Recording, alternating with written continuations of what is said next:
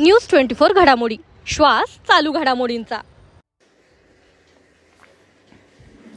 अरुण काका जगताप यांचं निधन, अहिल्यानगरच्या काळजावर आघात, कधीच विसरता न येणारं नाव, माजी आमदार अरुण काका जगताप।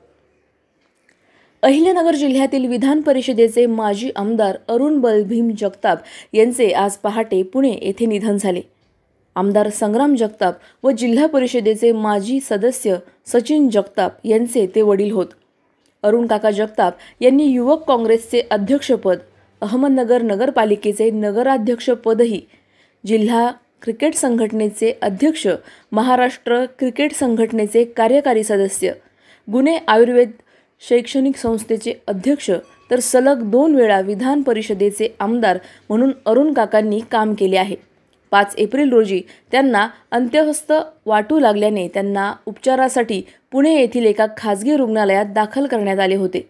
अरुण काकांचा अहिल्यानगरसह छत्रपती संभाजीनगर, पुणे, मुंबई, नाशिक यासह महाराष्ट्रात मोठा चाहता वर्ग होता।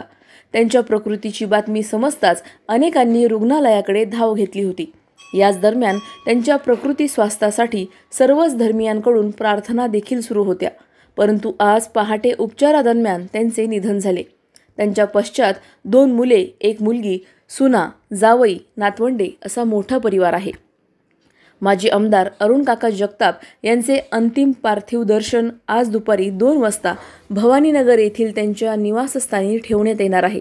सायंकाळी 4 वाजेच्या सुमारास राहत्या घरापासून भवानीनगर, महात्मा फुले चौक, जिल्हा सहकारी बँक, स्वस्तिक चौक, टिळक रस्ता, आयुर्वेद कॉलेज, बाबावाडी मार्गे अंत्यविधीसाठी अमरधाम येथे नेण्यात येईल, अशा या नेत्याला दैनिक अहमदनगर घडामोडी परिवाराकडून भावपूर्ण श्रद्धांजली।